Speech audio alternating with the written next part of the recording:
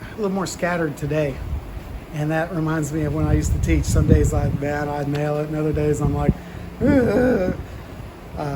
but as long as I'm getting the information across and people aren't like, I'm not like passing on my nervousness, but I taught for 26 years, and every day I got butterflies teaching my class because I wanted every class to be better than the last class. I wanted to encapsulate all of that information.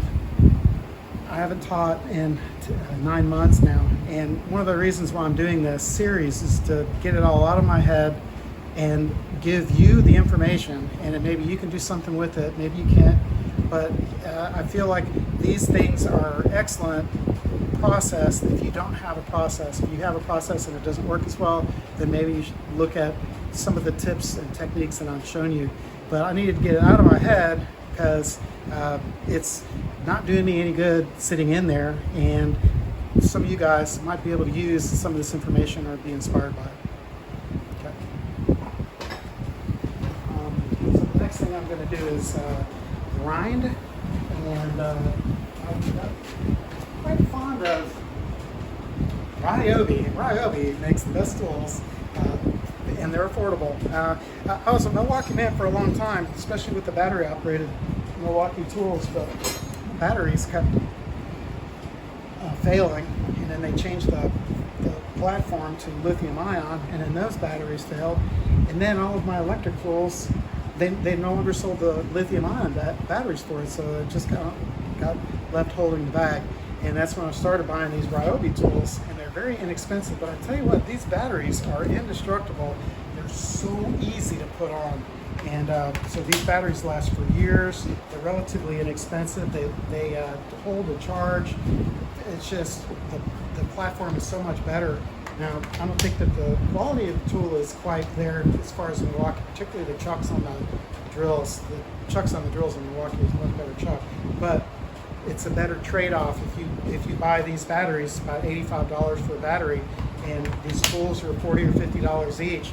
You can have this whole variety of tools with these batteries that are very consistent, and they haven't changed the design of the battery, and that's one of the things that they're promising, is that these batteries will stay the same. So they've done a really good job on this. So what I'm going to do is, on this Anvil, it's really got some sharp edges on it, and these sharp edges need to be resolved. Now, we talk about forging, we talk about square, octagonal, round. Whenever I hammer a piece of steel, I hit a piece of steel in between the hammer and the anvil, and that makes it flat. I rotate it 90 degrees, it makes it square. So we keep things contained, and I'll be using a lot of techniques, and I'm talking about grinding right now, but I look at grinding the same way I look at forging. So say, for instance, this started off as a piece of 3/16 by 3/4. To make this shape, I'm going to hammer it on edge. Then to correct that, I'm going to hammer it on the flat.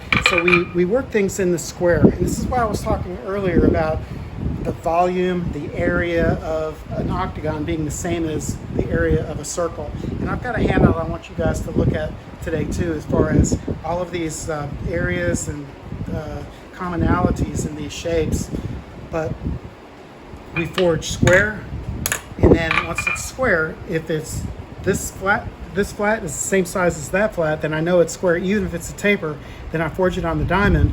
If that facet and that facet and that facet, then they're all the same, then that's an octagon.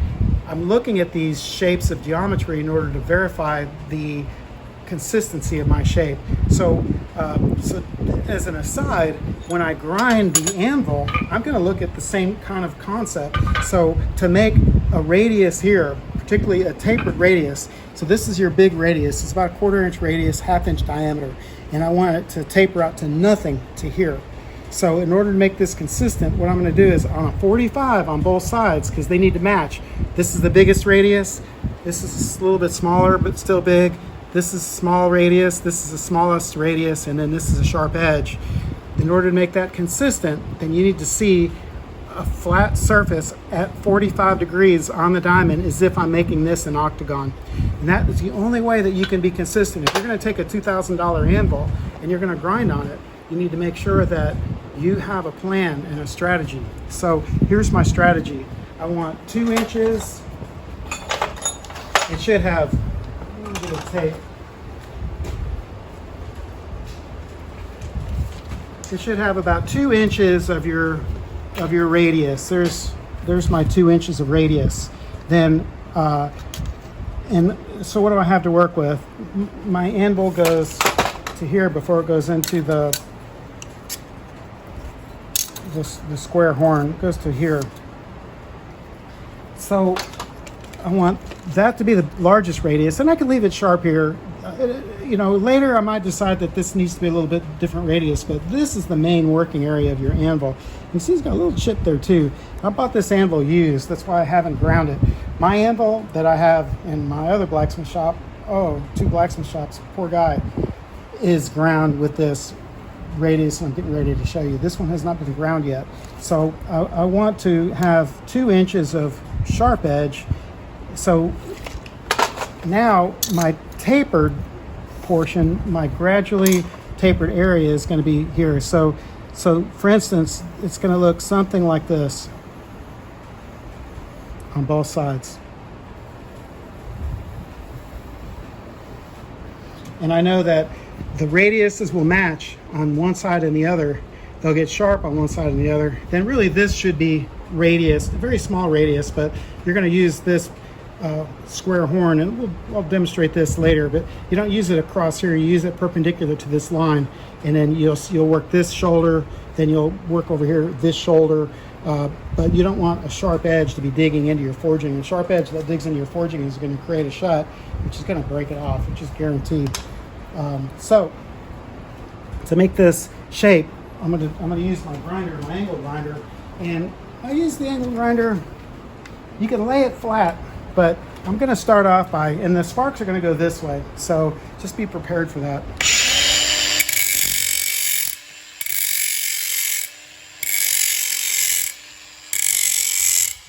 You can see this, it looks like a dart, so it's wide and it's narrow. And then that way you know that you're going to have the larger radius here and the smaller radius here, but I'm basically grinding it on the diamond, and then I'll break the diamond. The grinding it on the diamond creates an octagon. Then I'll grind it the edges of the octagon, and that creates 16 sides. So I'll have 8 sides now, and then if I grind that edge and I grind that edge, I'll have 16 sides. So I'm going to do the same thing on this side. Now the sparks, always pay attention to where the sparks go. You don't want to shower the camera person with sparks, or any bystander. So just always try to see if you can direct the sparks away from you, not up. Okay, so the same thing here.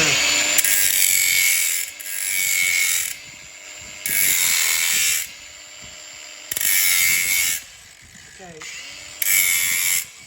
now I've got my tapered octagon. So at this point in time, I'll grind this side. So I'm going to grind this edge, and I'm going to grind this edge.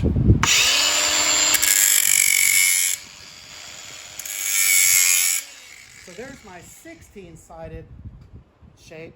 I don't know what that shape's called, but it's octagon when it's 8-sided, 60-sided, because I ground the edge of the octagon there, and I ground the edge of the octagon. And just like when I was forging that drift, once you get 16 sides, you can just roll it. So I'm going to do the same thing here. I'm going to grind the edge of this octagon and the edge of this octagon.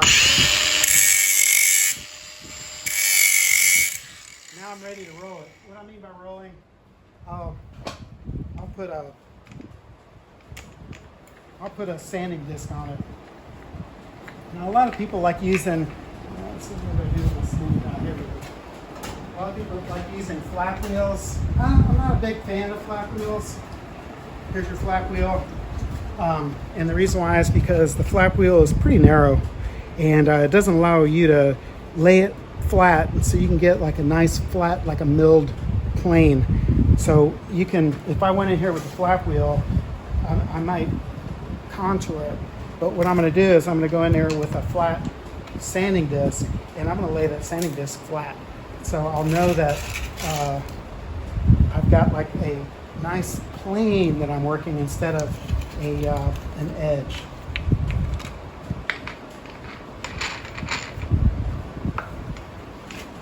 And always tighten your grinders by hand. Never use the wrench. Take the wrench and recycle it. Also the guard, recycle the guard, because yeah, it's a dangerous tool. What isn't in a blacksmith shop? But if you have a guard on there, it's always going to get in the way. So take your guard off, recycle it, take your wrench and recycle it. If you always hand tighten, now the tool spins this way, so it's self-tightening. It's not going to loosen up. And if you hand tighten things, you'll be able to hand remove them, and it's just a really big time saver for me. So now what I'm going to do is, now keep your hands, you still don't have the guard, that's very sharp.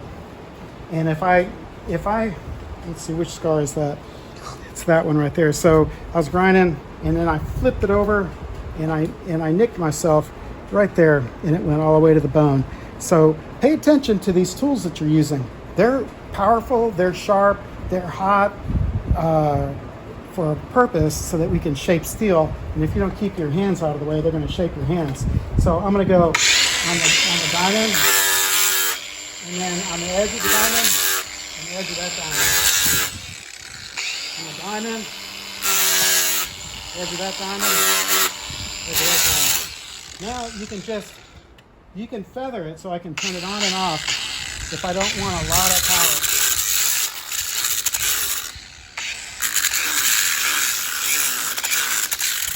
Okay, so to do the final blend on that, I'm going to put a Scotch-Brite on here. You don't need the Scotch-Brite because that'll work itself in, but the Scotch-Brite is kind of nice in that.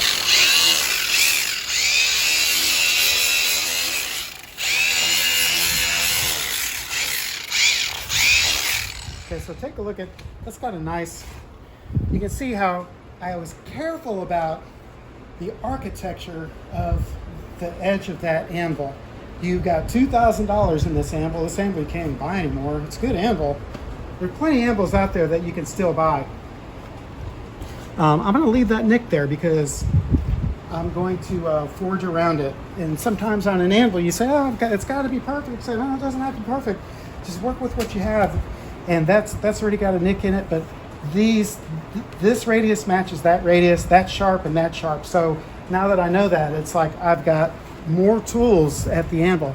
And the book by Jack Andrews, Edge of the Anvil, is titled that on purpose because the edge of the anvil is such a powerful tool in blacksmithing. It sets many of our shapes, and if you can't rely on the edge of the anvil unless it's got predictable shapes. It's predictable geometry. So don't be afraid to grind your anvil. Don't be afraid to grind your hammer. We'll talk about hammers, the nuances, the geometry, and all the distinctive characteristics of a hammer in a later episode. But like I said, I'd like to share everything that I know with you guys, and perhaps some of this information that you can transfer to your own processes and procedures. Okay, thank you so much.